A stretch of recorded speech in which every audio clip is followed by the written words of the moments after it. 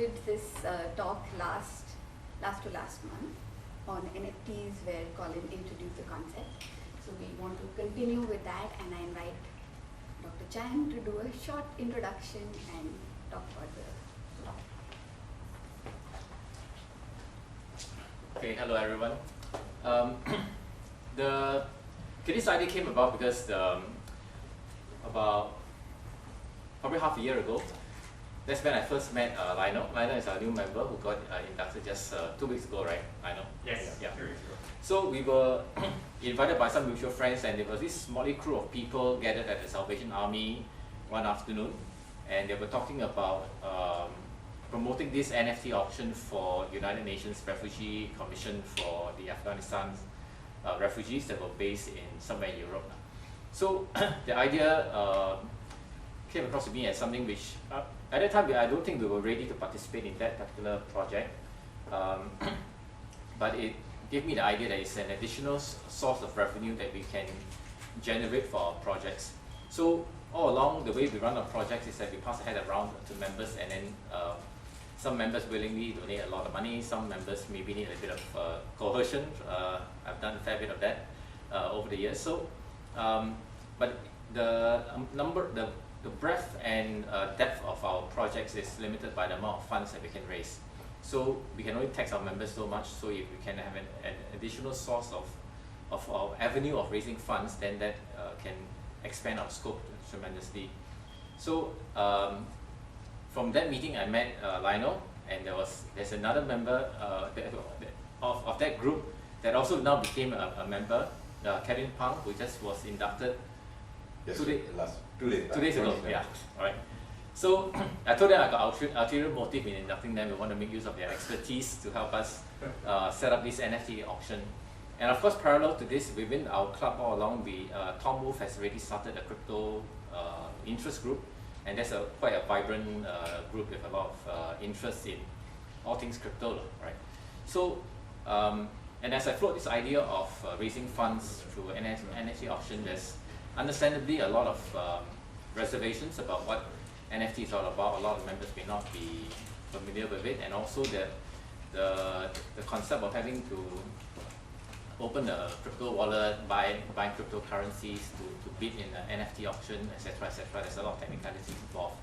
So we had a little discussion, and we feel that we should, before we actually embark on an actual auction, we can start off with a series of education first to get members educated on what this is all about, what the risks involved, so that when the time comes that we want to start something like this, then members know what it is. But the idea is not really to. So I had a long talk with P. James a couple of nights ago, and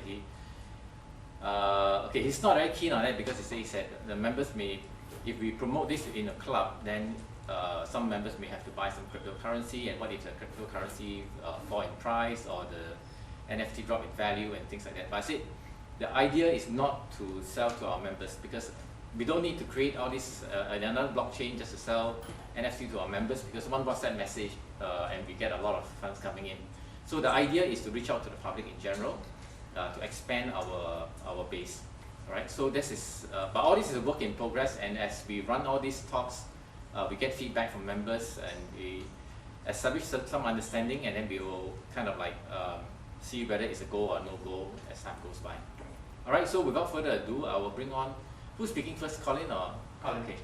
All right. Colin has been a long-time member, needs no introduction. He's CEO of Tezos in Asia Pacific, right? Correct. Okay. So I'll bring on Colin. All yours. Thanks. We're going to switch laptops. Good to be back. Hope everyone remembers what I said last time. Of course. You said there was not going to be a test, right? No test. There is no test. But there was some homework. There's always homework. I actually had, I don't know, 45 slide presentation, which we got down to about 15 minutes because we only stopped at the first part. So what I thought we'd do, because we wanted to talk specifically about NFTs for good, and that includes obviously fundraising, we focus in specifically on that area, but also touch on the credibility of NFTs and why the NFT market is so important and actually being quite well received around the world. So my slides will touch on that. So in terms of what I wanted to say is, as usual, nothing that we ever say is financial advice. I thought you told me you would make money. Every single slide in this presentation tells you will make money, but it's not financial advice.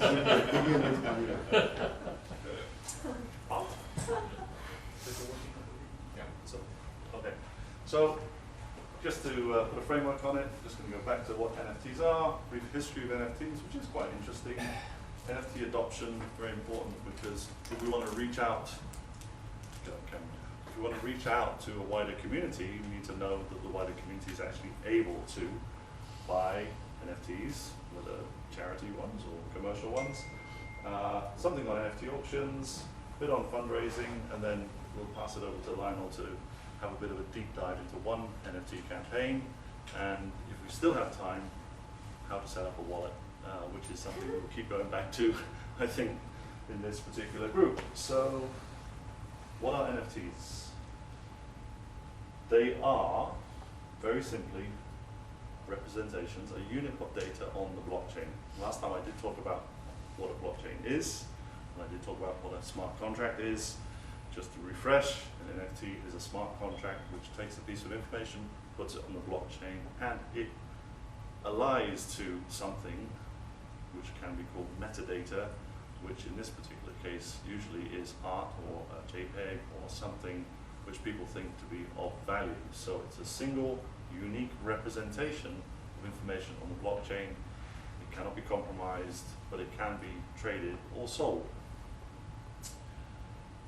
Sometimes they are pixelated animations like this, sometimes they are just pieces of text. Yes, next slide, thanks.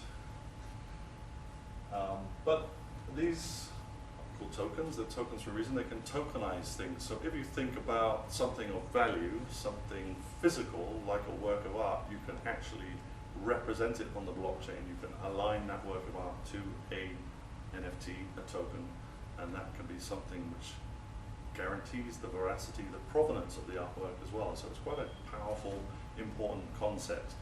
It also exists in the metaverse. I'll touch on that later, but this is basically proof of ownership. Proof of ownership. That token is a proof of one individual owning that item, whatever that item may be. Next slide.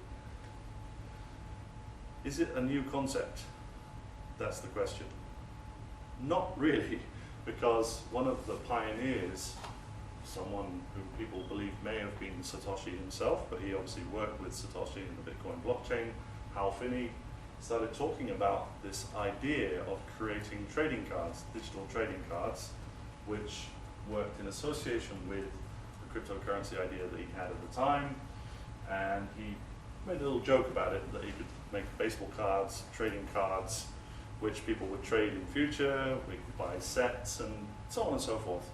So it a little bit heavy-handed with this particular meme, and then people actually went on to start creating these cards and attaching them to the Bitcoin blockchain. So the first NFTs, in theory, were on the Bitcoin blockchain.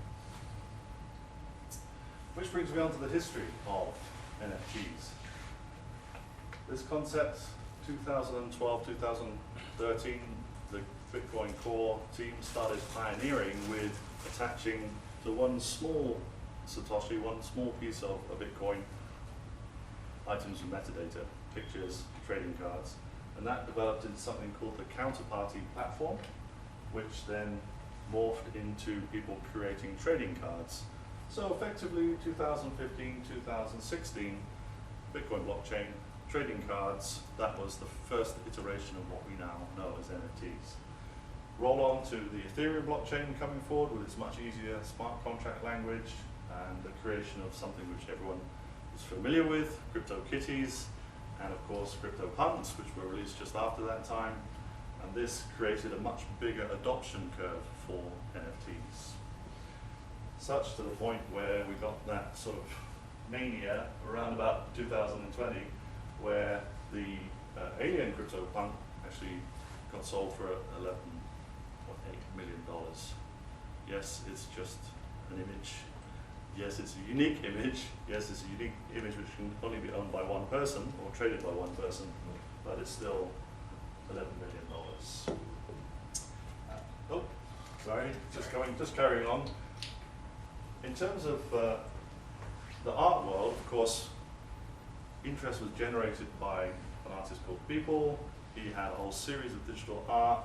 He created this 5,000 Days project, which eventually was auctioned for $69 million US in 2021, and that's when the whole world paid attention to digital art and physical art, which he also creates and sells as NFTs in this fine art market. And this one is interesting because the Bored Ape Yacht Club, BAYC, created a whole series of apes with these particular digital designs. This is the most expensive one, $2.3 million for this one image, but that has then gone on to create something of a movement, which has now resulted in a company being formed called Yuga Labs, which I'll touch on a little bit later when I talk about the metaverse. So a huge business, a huge entity is being created within literally 2 years from a little small digital art design. Overall, what are the numbers for the market? If you go to nonfungible.com, you can check this every day. Trading for the first quarter this year, 2022, just about $16 billion being traded in NFTs. So it's not a small sum. Billion, did you say? $1 billion, yeah. Not a small sum, not a small market. So last year was about 40+ billion. This year could well be double that. Great. Colin, a question. Yes. So the NFT that's been sold for, I suppose, 69 million USD, right? Yes, this one, yeah. Whoever bought it or whoever sold it was able to convert it to physical currency, as in 69 million US, So this or it's particular amount bitcoins. was paid in ETH, Ether, which Yeah. is the unit of currency for the Ethereum blockchain, and we understand that people did convert it into US dollars as quickly as possible, which is probably for tax reasons. America's tax system is really quite strict. 3 different levels of tax for NFTs, so I would imagine that you would have to go at that strike price, liquidate it, and then pay tax.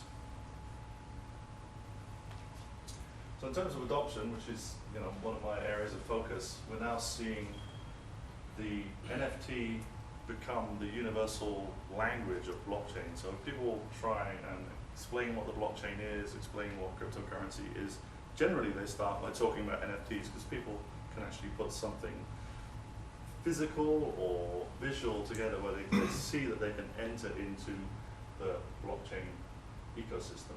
And as I mentioned, this just came out today.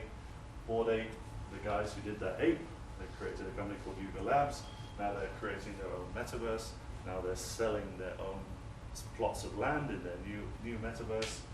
And it's quite exciting to see how far this goes because it's combining art, NFTs, gaming, real estate investment, land creation in a virtual form, mixing all these things together. So you start with the NFT, you start with the picture, but you end up going pretty much full on into the metaverse, which is where this image is quite cool because companies like Meta, which used to be Facebook, are betting almost entirely on the future where we're living in this environment, this digital recreation every single day.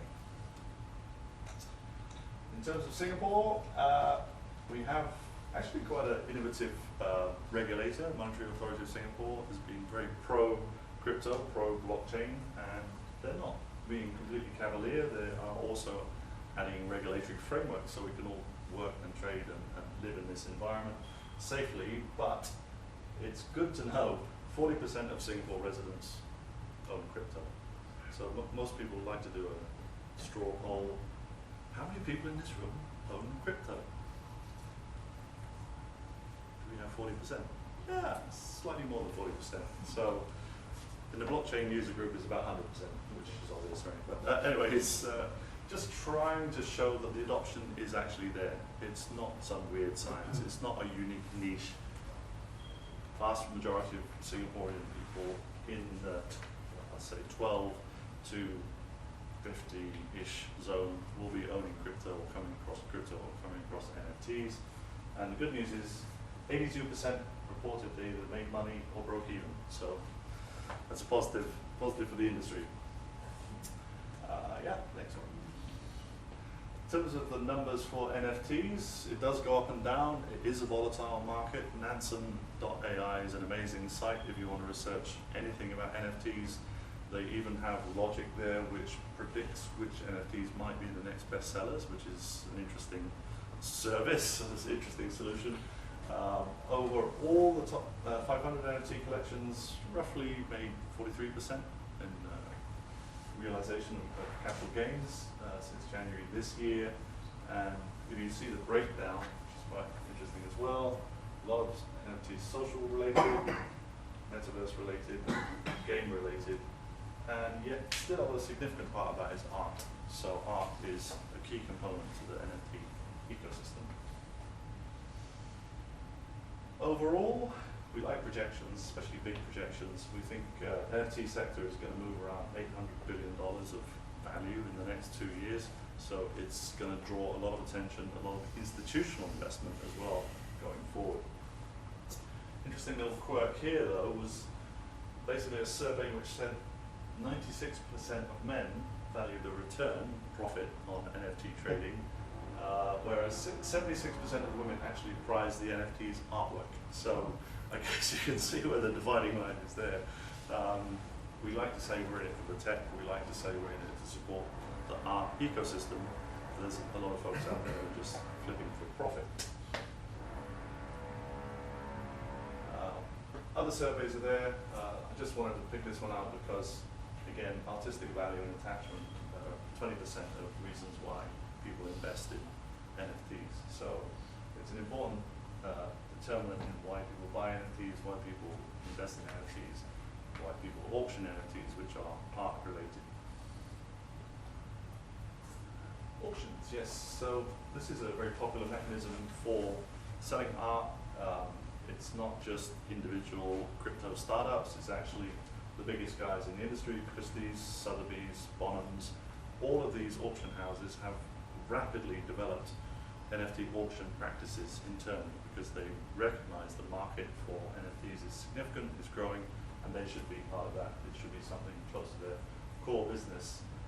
Last year, roughly $250 million went through those auction houses in NFT sales. No expecting much bigger. Of course, this won't go all the headlines, but local artists, say artists, creators, media people, they can actually put in different elements. It could be movie clips, it could be original scripts. It can be so many different things which are related to media and art. NFT fundraising. This is where we're here today. It's looking at how mature is this part of the industry.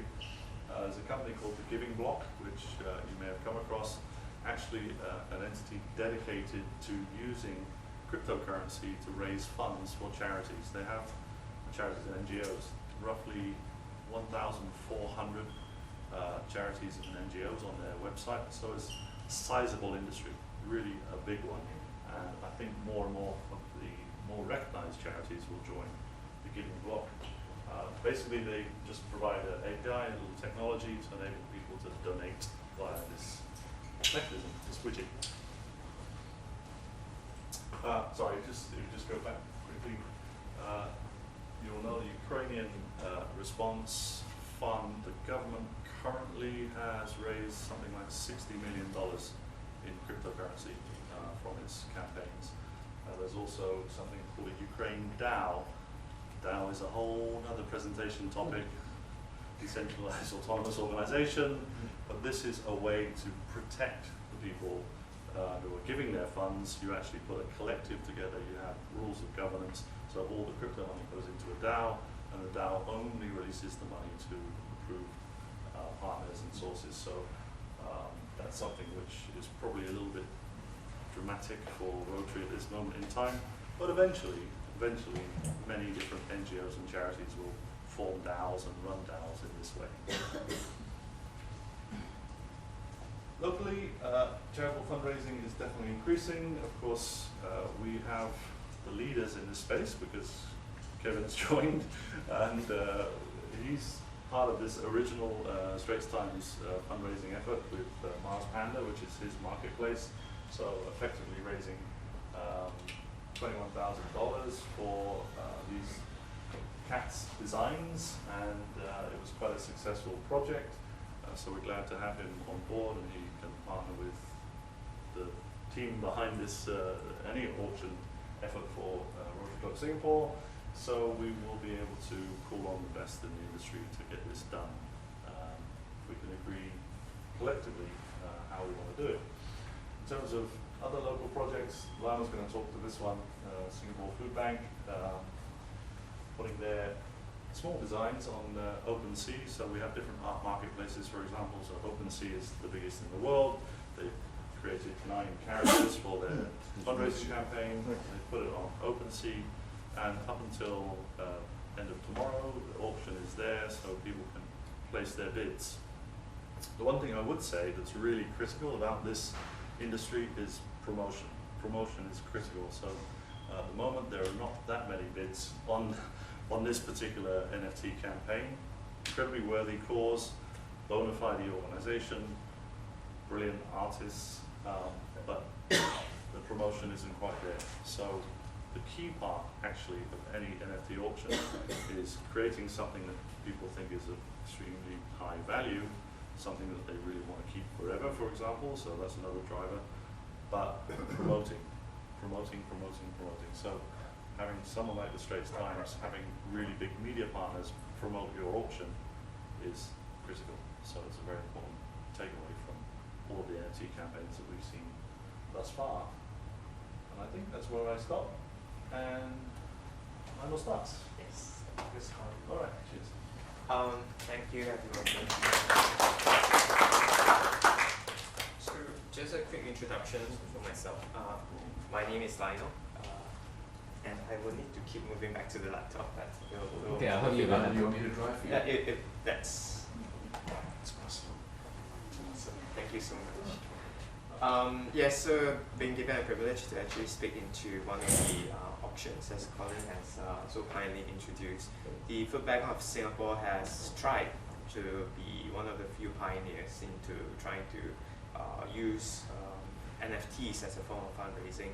And yes, we're going to share a little bit of the good and bad and why the promotion didn't really go as far as we've liked to. Next slide, please. Yeah, so just a quick headlines as to where they were trying to do. So the Food Bank of Singapore was trying to position themselves as the first IPC to accept donation through cryptocurrency. How the whole concept came about is they do have an incubation space located at Pulau, Pandan Ulu, sorry, all the way to the west. They are a major contributor to finding ways and solutions to reduce the total number of food wastage, both locally and Southeast Asia. They are definitely also one of the few organizations that ties in very closely with some of the charity bodies to provide them with fresh produce and also, for obvious reason, wastage that can be actually consumed by the needy both locally and Southeast Asia. So they came about with this concept that, hey, is there any other ways of getting revenue besides the form of food? Because of the fact that it has a limited shelf life, right? Both in terms of produce, in terms of the food available in Singapore. So they wanted to find something a little bit more sustainable. They thought about it and say, hey, crypto is going to this whole huge hype, right? Can I leverage on it, right? Can I find a way to raise the funds necessary through another generation, which is basically the target group was really not their current patrons, that they're not their current donors, but really down to they call it the digital citizens, right? Where we're talking about the age group of as young as 16 all the way up to 35 or 40.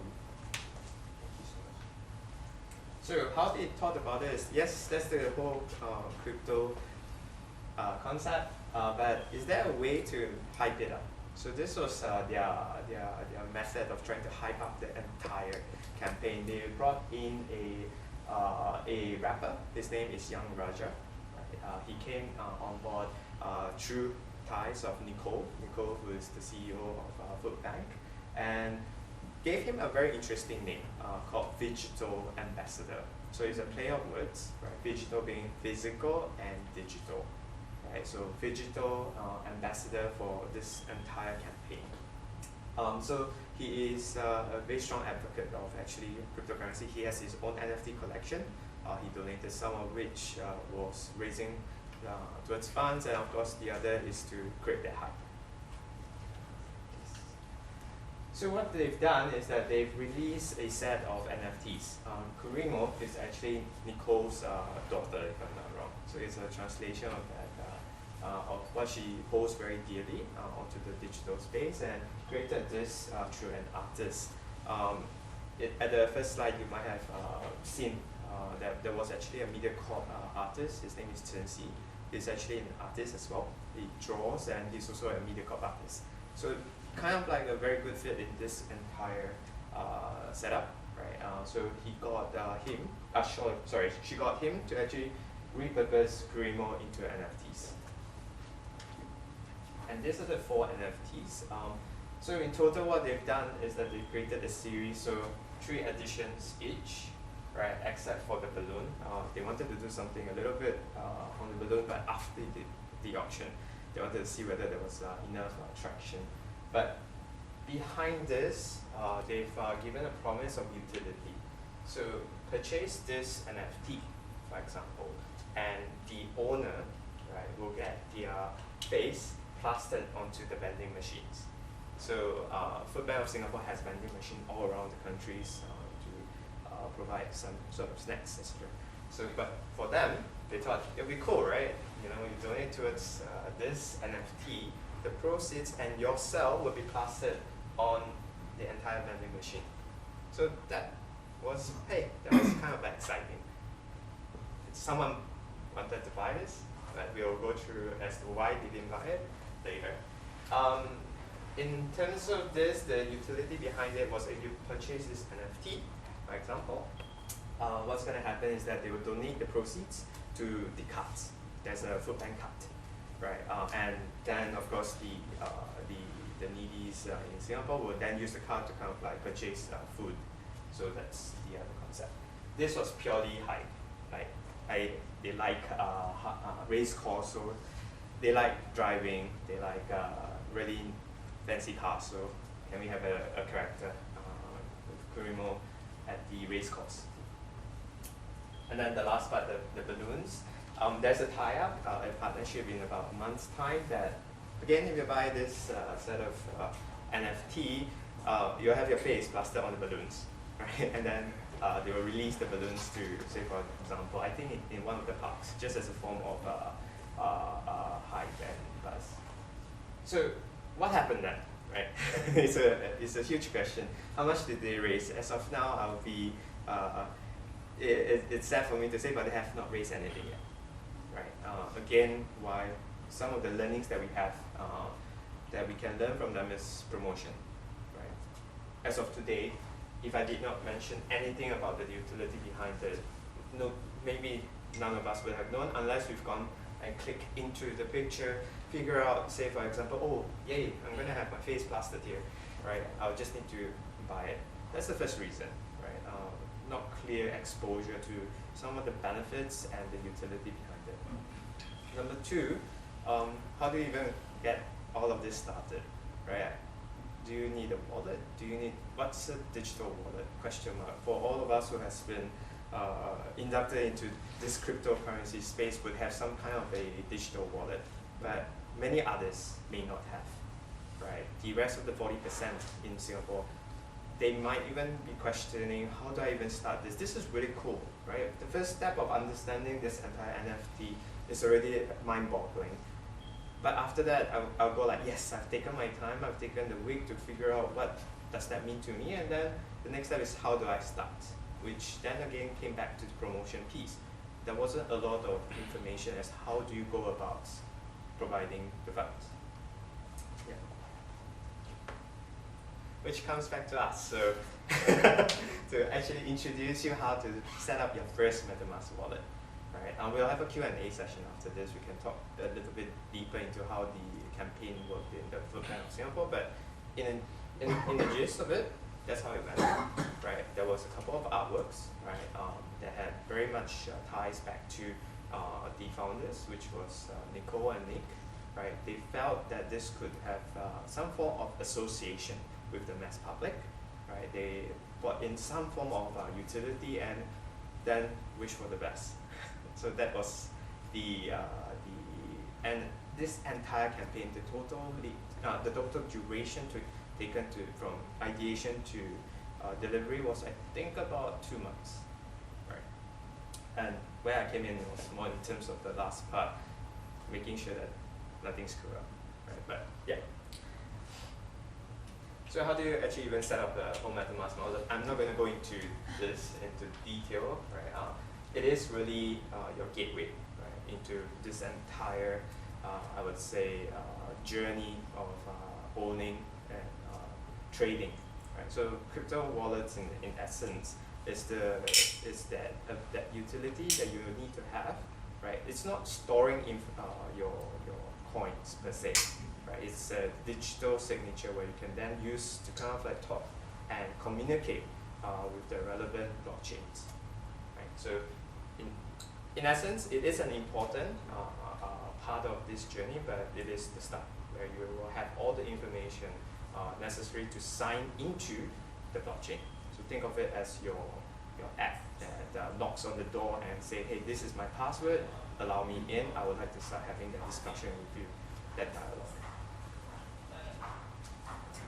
So if most of us who have used MetaMask, they will definitely give you one big comment, and that is the UI on the mobile phone is not the best, right? It is still very nascent. We are still at the beginning. This is how early stage we are, right? The UI on the phone is not the best, but it has been very much primed towards the desktop applications. We recommend to use Google Chrome. There's actually a plugin, and most of the time we don't see much of an issue on Google. You can use other browsers, right? But like Firefox, Opera, but yeah, so far we've seen a lot more success stories on the Google Chrome. So again, if you want to start all of this, you will need first a desktop or a laptop that has Google, right? And you will need to start installing the plugins. How it look like is that you just need to search literally MetaMask, right? And you'll find it, there's this thing that will pop up and say that you will need to add this to the Chrome. Adding this to Chrome, what's going to happen is that the next pop-up will be this, welcome to MetaMask. What I'm trying to do here is to just really demystify the whole steps, right, of how you can install MetaMask. Right? So first step, add the MetaMask extension by very simply going to Google, right? Search for it, MetaMask. It will give you the first link, where then you will have to click onto it. There's a button for you to press add to Chrome, and then once you've added it, the next pop-up will be this, where there's a welcome message and you can click on get started. Then step 2 comes the scary, do I have a seed phrase? What is a seed phrase? Or can I get it started? So let's assume that most of us do not have a seed phrase, meaning to say you do not own a MetaMask wallet. You actually go first and foremost to this step, right? You would like to create a new wallet. So you click onto this, you're going to create a wallet. And then there will be what we call a request, right? Where they will ask you whether or not they can take some of your information, take some of, say for example, the settings to help improve the overall experience. You can actually click no thanks, right? This is the beauty of it. If you agree that the information can be shared with MetaMask as a company, it will help towards their overall building of the application. But if you don't feel comfortable, most of the time people don't know is that you can click no thanks. There is no penalty for clicking no thanks. Yeah. What's going to happen next is you will have to create your passwords. This is the password that will be activating the application, right? And then there is something called the seed phrase, which I'll share a little bit after. But this is purely your password to log into this application.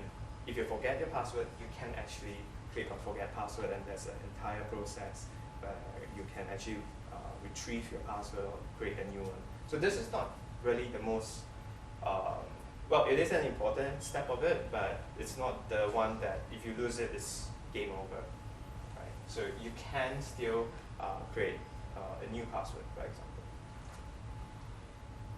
This is the part where it becomes really, really important.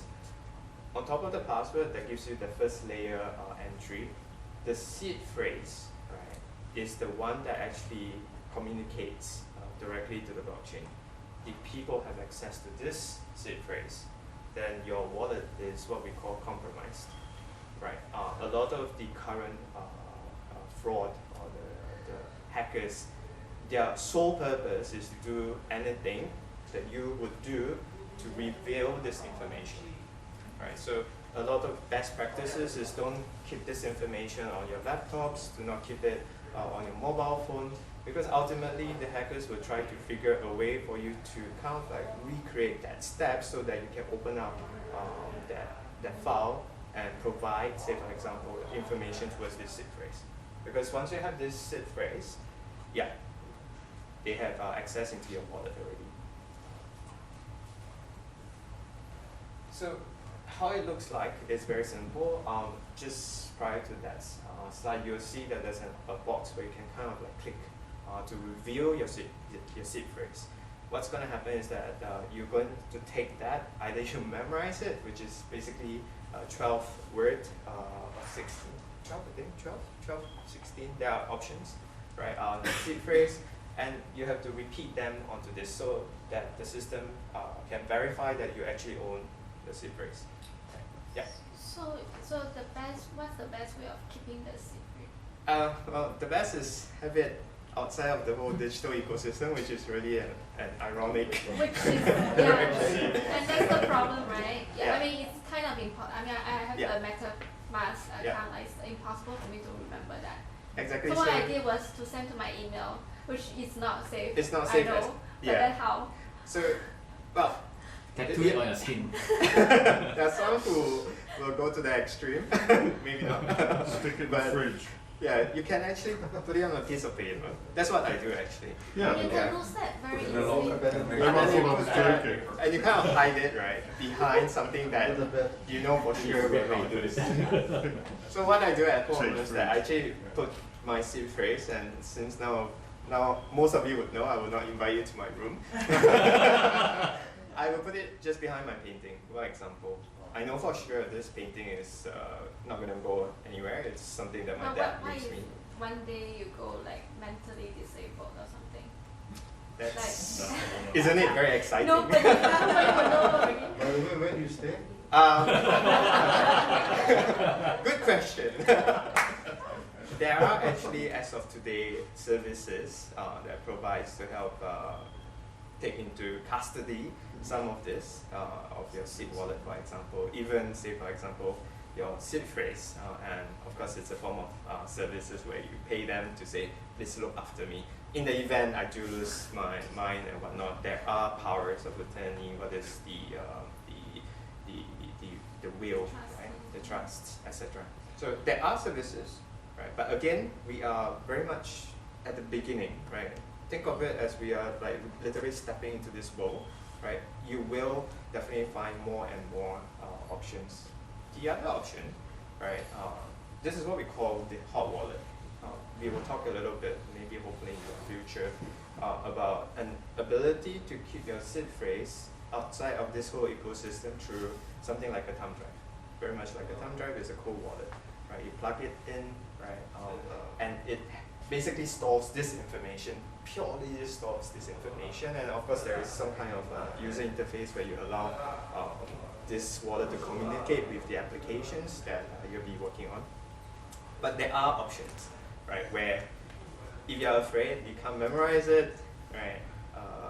that you can keep it. Again, it might sound very ironic that the offline, what we call the offline solutions are very much the solutions to this problem. But yeah, that is one of the reasons why it is, to a certain extent, immutable. Because if you have, in the ideal world, if nobody has access to this complex seed phrase, you are the only person who is able to communicate with the blockchain, right, to make the trade. Yeah, sorry. A seed phrase is like Mary had a little lamb, something like that. Something Are like you this, talking but about ASCII characters and? no, it's definitely not ASCII characters, but it's words, right? That is English words, and you get a choice. I think I'm not too sure how many algorithms, but it is definitely not a sentence. It's Oh, not. not a sentence. It's not a sentence. It's Could just be. a It's just random words with- options. Could of be words. horse, banana, Is that- table, kitchen. Yeah, Yeah. something That like sort that. of thing. Can I write that down? I'll say it but backwards. that's right. Yeah. Dumb question. I earlier, maybe I blinked. You went from password to seed phrase. Yeah. Is it the same thing? It's not the same thing. So the password is just really like, the passwords that you use to log into your email, log into an application, or when you want to, say, for example, open a software, you need the first layer password. So when you use the wallet, you start with password, Yes. and then somewhere they ask you for this seed You phrase. don't need to. What's going to happen is that They will the check. first layer is assuming that you have that password. The next part is then asking whether or not you can sign into the blockchain, depending on what of the actions they are doing. If you are, say, for example, doing some form of trading, the application itself will call the wallet to ask whether or not you have this existing password, seed phrase, Okay. and then it will then communicate. Right, thank you. Yeah. So, to a certain extent, all the relevance of cybersecurity also applies to here, right? To ensure that whatever you are doing in terms of your terminal is secured enough to make a call, right? And what I meant by the call, it could be a trading, it could be purchase, it could be a sale. Yeah. Thank you. And then after which, congratulations, you actually own a MetaMask wallet. So very, very high level, right? So for us to all get started, but I think the key takeaway today, right, is not that my seed phrase is located behind my painting, but if you do have a seed phrase, right, if you do have a seed phrase, you have to guard it, right? Because that is the way that people will have access to you, literally, your virtual, what's the word for it? Your virtual rights, right, to actually communicate with the blockchain. Yeah. Think of it, when you open a bank account and they say, what's your mother's maiden name, right? Or pick a favourite, memorable something. Think of that times 12 or times 16. Well, it's the same thing, I mean, in theory. And the problem You is, mean your mother's name, maiden name, your girlfriend's maiden name? 12 or I said 12, not 50. Wow, what the hell? Yeah. recently we have a lot of news of celebrities losing their NFTs. Is it because they lost the seed phrase? It depends, really. When we were investigating some of this, just for our interest and obviously to apply to our company's security policies, the number one thing that we figured is how this group of fraudulent hackers want to get access to that seed phrase. That's definitely one way. The second way is that they will send what we call a phishing email, where they kind of like say, hey, you've done something, right? It seems like you're interested in purchasing something, right? Please click on it, and it activates the MetaMask. And when you sign into it, meaning to say you've given the rights to do that transaction, it also kind of like have a layer of instruction to say that I can do something on behalf for you. Yeah, so that's one of the other methods. So I don't know in details, right, how they've done so. How do we prevent that from happening? Because Again, there are quite a lot of cases, right? I would say it's the same as don't click on your spam mails, right? If there are mails that comes in that you know for a certainty that if not interacted with, right? Try not to click on it, right? The second one is, and this is something that is very interesting. There are a lot of YouTubes, and honestly, one of the methods of getting to know a little bit more about this world is actually through YouTube. There are tons of KOL or key opinion leaders, or formerly known as influencers, that actually have their own YouTube channel. They share literally what I'm sharing, right, to the masses in the hopes of educating, increasing adoption, right? The more popular they are, for example, unfortunately, people tend to mask themselves as them. And then what they'll do is that they'll put in, there's a wallet ID, right? Please send, or please have something, or please have a ready MetaMask ID where I can share with you, and you get, say for example, a freebie, a new NFT, right, with a certain utility. It's like the Trojan horse. I send you something, actually within the NFT it has some codes to kind of like do malicious attacks, or it creates a new website, or it makes you pop up a new website where you click onto it. So I don't fathom to say that I know very well about all the different methods, but a lot of the traditional phishing methods on the laptop, yeah, I would say applies to what we are doing for MetaMask. Right? Don't provide your password to anybody, right? Even if you do have your seed phrase, that's the only one I think which is a little bit more different from our conventional accesses, right? The seed phrase, preferably put it on a piece of paper, right? Put it under your bed, I don't know. Yeah. On this issue, I remember a case I read some time back. Somebody who is the manager of a blockchain on behalf of several people, a fund, he died suddenly in an accident. And nobody knows his password. Yeah. So millions of dollars locked. So a Canadian. It's the same when I lost my hard drive, and there Yeah. was quite a fair bit of Bitcoin So, there. and the other issue is, when I come from this, Yeah. in traditionally, I mean, if you die, your bank is taking care of it. So people inherit can go to the bank and claim. In this case, if somebody suddenly died, and if nobody knows the password, what will gonna happen? Or is there any solution for this? How to take somebody else take over if somebody died, for example? Well, there's multiple ways of doing it. There's institutional level custody, Yeah. for sure, for big funds. But there's now startups creating these lasting platforms for those who do happen to pass, to enable them to nominate, just like CPF, to nominate who gets the But then crypto or how tokens to after. safely keep the password? When you are alive, you don't want to give, but when you die, somebody has to find it. Well, you can actually encrypt, so that even these services are non-custodial with certain parts of this information, so they wouldn't be able to crack your wallet either. They just have this automatic approval from you to do it under certain circumstances, which is also a smart contract. So the human involvement is taken out of it. Humans are the biggest problem, right? So we're trying to think of ways to avoid nefarious human activity, but also allow for these kind of situations when something extraordinary happens, and then there's value there, there's a lot of money there, and people need access to it, have a legitimate right. So a lot of companies are working in this area to solve that problem. The thing for most families, you would say, there is an opportunity to create a multi-sig wallet. So not just one person signing, but multiple people able to sign under the right conditions. You can actually have 5 people signing to release those funds. 3 children, you know, 1 trusted family advisor. You can create your own wallet control for in the event of something terrible happening, which we wouldn't even want to think about. However, the platforms, the technology, the solutions are coming to do that. So I'm not so worried about it.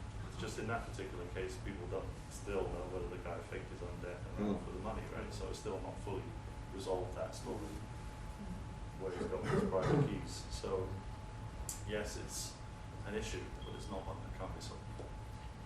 I think fundamentally I just wanted to share that, you know, the whole idea of this came about because we wanted to have decentralization, meaning to say that the strong reliance on a central body was, not not the best, right? Because inflation, whatever you put into the money, you may not necessarily be, getting the full amount back, right? So, in truth, the whole fundamental spirit of this, at least personally, is that we wanted to have it decentralized, right? Meaning we don't need to have that middle layer anymore. Once again, because we are all humans, right? We do need some kind of support, and that's where that support structure comes in, right? Through the custodian wallet, through the different methods to protect that seed phrase. But ultimately, there is a strong reliance on self, me, right? To take ownership and responsibility to protect your assets. I think we're out of time. Okay, can I ask a question here? We're talking of using NFT as a platform for fundraising. Yeah.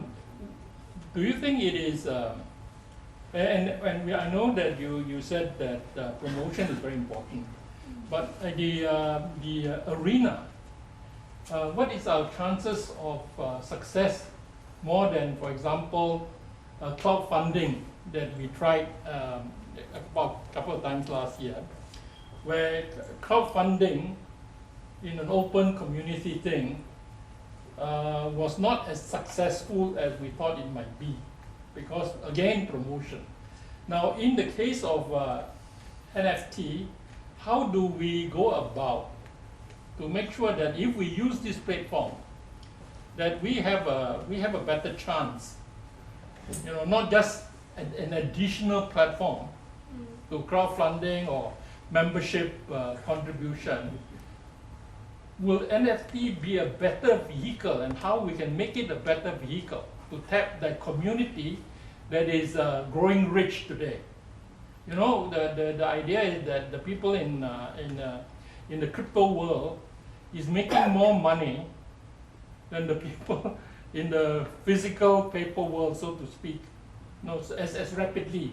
So they would have the ability to sort of give away some of their big gains, But if you were owning Bitcoin, for example, and one Bitcoin is 50,000, and all you want to give is 20,000, how do you go about that? So, I'll share my Because thoughts if I have 50 Bitcoins, I'm not going to give one, which is $50,000, So for me personally, Mm. I think it's not a better platform. Mm-hmm. I would say it's another platform. Okay. And then the target audience would be, at least in my personal point of view, would be the digital citizens.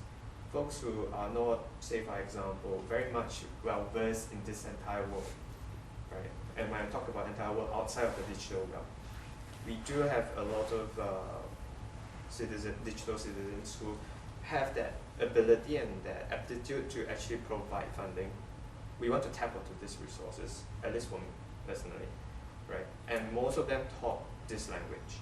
So it's really about translating to the citizens who make sense, right? If we were to say, for example, want to go back to the whole traditional method, I would say there are definitely a lot of proper levers that has been built to ensure that it's foolproof, right? People tend to veer towards something very comfortable, right? But what I'm saying is that this is comfortable for this group of digital citizens. But is there a way, a different avenue of promotion to this particular community? How do we encourage this community to be interested? Yeah. So And that's the more important part, right? correct. That one, I think there's a whole, I won't say science, but there are definitely some success stories that we can tap onto. But So- can we get that skill set to do it for Rotary? Yeah. So myself, what we do is that even for me, just a bit of history. I help artists. For example, in Singapore, we have Ong Kim Seng. In China, most of it is actually in China. It's He Gong, etc. Those artists who wants to kind of like introduce their NFT into, or their artwork into the NFT community. What we do is we identify their attributes, we identify who is interested in them, what is the level of I would say, constraints. So we are trying to create this collection that is very, very exciting for them. And if you don't purchase it, it's kind of a Right. waste. So how do we get the charitable fund in Um, that sale? You know, I'm an artist. I'm an artist and I sell this Right. piece. I want the money. Yeah. Is there an arrangement that 50% go to us or what? Because of our promotion. Is that how it works? We can, but there's a whole mechanism behind Okay. it. Yeah, which I don't think I have the Right. Yeah, sorry, We don't have sorry time to get into that, I But guess. Peter, to answer your second question, Yes. you don't have to donate 1 Bitcoin. Yeah. You can donate Exactly. 0.1 Okay. Bitcoin. You can See, put you 10 know my in a- age group, you know, yeah, No, we're no, not it's into a- this, yeah. That's a good, it's a good question. I You mean, bite off a piece and Yeah. so you can do it 0.0001 of a Bitcoin. You don't You have can't to do do. that. You don't have to do 1 or 1. So it's not a physical asset, it can be fractional. Okay. So I am very aware of the time, it's a Saturday afternoon. So with your permission, can we take like 10 minutes to just update on the VSC projects? Yeah. I'm just going to go very quickly because we have some new members and prospects. These were the themes that we were working with this year: employability, governance, digital inclusion, and entrepreneurship. And I'll talk about projects in each of the themes that we're doing. So employability, we've been working with a non-profit called ISCOS. They work with ex-offenders. Okay, they work with ex-offenders, and we have been subsidizing their training cost for commercial driving license. And this whole process takes about a year because the training, and by the time they get the license, it takes time. So this year we thought when we look at the program, we will try and expand it beyond the driving thing to other areas, non-driving courses. So we thought we'll do 20 beneficiaries and split it across 5 different categories. This is what they have come back with, because according to their demand that they see from the ex-offenders, the driving license is still very, very desirable. If you see, 73% and 85% in the last 2 years has been about driving. So we are proposing that we do 10 cases of driving, but we can explore some of the other areas: culinary arts, construction related, and workplace safety. So these can also provide. Sorry, yeah. So this is what the subsidy amount will be, about 800 to 1500 per beneficiary. So it will be a total amount of 30,000. We are thinking of getting matching from FRCS, but I had a discussion and they already have 5 of their projects, so they may not be able to apply for us. This is what I got to know from Marilyn.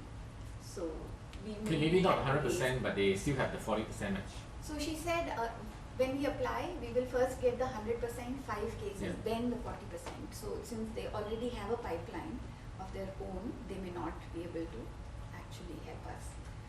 That was one thing. We can raise 5,000 from Tolarani Foundation because that's 5,000 they have committed, but we will have to raise another 25. And this project will spill over into the next year. Like last year's fundraising actually got implemented during this year. This fundraising will help implementation in the next year. But this is a great project. I think whoever has engaged with the beneficiaries can really see the impact on their lives. And there's another project that we started doing with them. They have a mother support group. So we did a session on cyber safety a month ago. This week I think I had done this topic on self-awareness and confidence. We had about 14 participants from their side. These are mothers struggling to make a living with 3 to 5, 7 children. Really tough life, and just engaging with them makes you realize how difficult it is. So again, this is something we want to continue doing. This is more about giving time, taking professionals who can help support them, and either in VSC or CSC we will continue doing this project. Okay, after project I will invite Vineet to just update on this comes under our digital inclusion. If you have any thoughts or questions, we can take it in the WhatsApp group. So we just wanted to update you on the latest developments. I'm conscious we've spoken to the Hopper project before, but there's some new people, so I'm not sure how much detail to go into. But very quickly, what we're trying to do in finding an alternate digital medium, digital assisted medium for hawkers to really do business. In case, when lockdowns happened, there was really no business they were doing because people can physically go there. And the platforms like Grab, etc., don't make sense for them because they charge high commissions or the delivery costs are too high, so users don't like it. A $7 meal with $7 delivery charge makes no sense.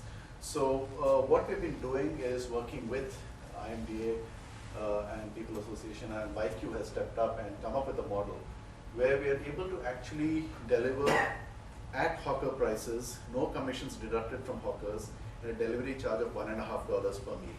A meal is defined as one main and one drink or one dessert or whatever, right? So 2 dishes together. And they've come up with the portal now. And the aim is, it makes sense if you're able to deliver within walking distance of the center. So we are working with AVFC, Alexandra Village Food Center.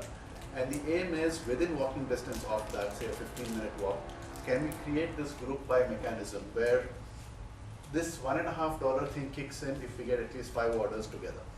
So for example, if you've got IKEA, Alexandra Hospital, etc., and 5 people together go on the portal within a particular time frame that's defined, right? So if it's lunchtime today, by 11 or 11:30, can we have 5 people saying, yes, I will buy a meal from AVFC? Then each of them gets charged just $1.50. And that's one way to drive up the volume of delivery business that happens for this food center. So we've come up with the model. We plan to do a launch in May. And we're trying to see if this becomes viable. We'll have to really figure out how to propagate the idea amongst people nearby, different organizations nearby. But if this works, it can scale onto other food centers as well. The idea is something which has come up through a bunch of discussions. Nobody's tried it yet. So we're going to launch that and hopefully gain enough traction. So what we're looking for really from our members is help with some of these organizations. I've listed them out here. These are condos, these are companies which are in the vicinity of AVFC. And if we can have contacts within these places, propagate the idea, get permissions. Essentially what happens is, for example, if you're in Anchorage as a condo, for example, can you propagate this within WhatsApp groups, or you have access, get permission for the delivery to happen at one common place, so that say if at the lobby of one block of Anchorage, 5 people in that are ordering, then it gets dropped off at one common point within a certain slot that's pre-decided. And so people get to experience hawker food, comfort of their homes. If they're on a lunch break in Alexandra Hospital or at the fire station or at IKEA or any of the car dealerships over there, they can actually order in hawker food. It comes to their office. They just collect it over there. They don't have to stand in queue. They don't have to walk in the heat to the hawker center. And they're really getting it at just $1.50 more than what it normally would cost them. So conceptually, it should work. Again, just like in the case of what Lion was talking about in the NFTs, I think a lot of it is going to depend on how well we propagate the message. So we are really looking out for people who can help us in a set of places as a pilot to see, hey, can we get the idea going? Can we generate 10, 15 orders a day on average? Then we know that the idea is making sense. And then YQ will kick in with all of their promotions and all of their other stuff. But we're trying to see if we can make this work initially through personal connects and see if we get permissions, access, and enough stickiness for people to say, hey, yeah, we'll go ahead and give it a go. So I will send this out in the VSC group. And people who are interested, feel free to reach out to me or Sonali, and we will set up a more detailed briefing session on how we can, what it's all about, how do we approach, what do we need, etc. We've got some flyers already created and stuff like that, and there's stuff we can help you with. But yes, that would be great if people can step up to say, yes, I know people somewhere in those list of orgs over there, and we can help propagate the idea. Thank you. And so basically what we're hoping for is it builds habit so that it becomes an ongoing sustainable thing, and we can continue doing this with other hawker centers as well. Very quickly on the coaching program, we were supposed to have it launching today, but we haven't had too many sign-ups in this round. Only 7-8 people have signed up. We have 20 coaches who are ready to offer coaching. So if you know any non-profit and you want to recommend, please do that. We are pushing it to 3rd or 4th week of May when we actually launch it. This is where the ICF credentials coaches offer 45 minutes of coaching, total 3 coaching sessions for leaders of non-profit organizations. This is our way to build capacity in the non-profit sector. The first round was very well received, so it's again reaching out to more people. So if you can help in that. Yes. Yeah, let me just talk about this. Hi, good afternoon, everybody. This is Alan Tan. Okay, the EY award, okay, this year I think, okay, fine, I think we are... Sorry. Okay, we are doing, okay, I think things are looking good, and I think with the announcement of today, that buffet is going to start today, so I think it's going to be a real party. That's why I'm late, so sorry, Chair. Okay, now the question here is, okay, now ASME, which is our co-partner, is actually a bit overrun by all the projects, you know. So I think we have Subhash that added to the committee to come and help us to do the physical interview. So I updated the chat that physical interview will start on this, I think, 3rd or 4th week of May. Okay, we are queuing up because next week we have the Singapore Prestige Brand Award organized by ASMB. So this award itself, so we'll go on with the normal routine. That means we will have a physical meeting, the committee and the co-chairs for both ASME and Rotary, and we'll go in to have the selected candidates that is deemed fit for the interview. So we'll take this off into maybe into even June. Then there'll be an award ceremony that's going to happen in July, and the gala itself, in fact, we are gearing towards November, which is still okay. So everything is in place, and I think well, we'll update the team again. Yeah. Any questions? And thanks to us for coming in to help us. My pleasure. Yeah. Thank you. Okay. How many candidates you have? Sorry? How many candidates? We're looking about easily 60 to 70 candidates. Wow. Yeah. So many. Yeah. So, but we have to do some filtering here and there. Yeah. But a good size will be that will be a good size for the awards candidates. Yeah. Okay. I'm surprised you have so many. Usually you get 20, 30. Well, sometimes we get 20 over, but we have to still, do some internal discussion before we start the physical interview from the on our side. Okay. Thanks. Do we give only one award, or are there different awards in different categories? Sorry, come again? Do we give only one award, or is there multiple awards? No, the EYA itself is a main award, but we have actually subcategory awards like innovation, even in terms of the what we call the social contribution is also one of the awards. Yeah. Is that the social contribution? Is that closer linked to Rotary? Is that Yeah, one that's the of one that Rotary actually takes. Yeah, we take that. Yeah. Correct. Yeah. But of course, I think moving forward into the EYA itself, I think it's a very competitive ground in terms of the award ground in Singapore. There's so many awards, Singapore Corporate Award, Ernst & Young Award. There's so many awards. So I think moving forward, I think we will also streamline. Maybe from next year onwards, we'll change and do some what we call new additions. Yeah, because I mean, plus all these cryptocurrency that's coming in, so things are really taking place. So even the award itself, I think, have to really be upgraded in a sense. Yeah. But that will only happen next year, not this year. Okay, thanks. Thank you. I think that's it on the Artisan of the Year award. The process has been completed. The winner has been picked and will be announced on the day of the installation. So I think No, that's gala dinner, during gala dinner itself. Oh, yeah. During the gala dinner. The overall winner. So that's it in terms of the project updates. If anyone has any questions or idea, and please feel free to have some snacks. And thank you so much for being here. Okay, I want to answer PB Peter's question Yes. earlier on about Yeah. the crowdfunding versus an NFT auction, right? So for the crowdfunding, we tried it out over the last couple of years. It's not successful primarily because we don't market it well enough. But there are certain friction points which are quite similar. When we do crowdfunding, we only do it on Giving.sg. But Giving.sg requires you to have an account. So if I send you a Giving.sg link and you don't have a Giving.sg account, then you have to create an account. So you can sit down there, enter your details, and then after that, then you donate. So a lot of people find this too troublesome, and a lot of people just do not want to create an account, right? So but this friction is needed because of the tax receipts. They need your IC number and so on and so forth. So for the NFT auction, the difference then is that for Giving.sg, we are asking people to donate we are appealing purely to the heart. We tell a sob story and say, okay, this charity needs money for XXX and whatever, and then hope that appeals to your heart and you open up your wallet and give some money. But for NFT auction, in addition to appealing to your heart and your emotions, there's also the virtual product of owning that NFT.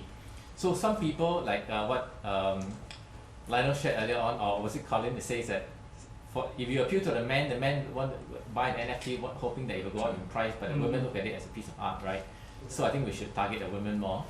Necessarily. Right, so but there's two differences, right? In an auction, you need the community to bid for it, right? correct. Yeah. In the open crowdfunding, it's not like that. It's just giving. Yes. So the question is, within the crypto community, is there a space that allows for this to happen much easier than crowdfunding? And that's why what I'm leading to is the promoting of why we should take the effort of making this to happen. I think we've missed the big point, and Colin and Lionel are more qualified than I am, but I've been studying this NFT, particularly the Boring Ape Yacht Club. It's an ape with a different image for each one, so you think, why the hell would you spend $2 or $3 million, right? It's got nothing to do with the NFT, and I think for Rotary we've got to wake up on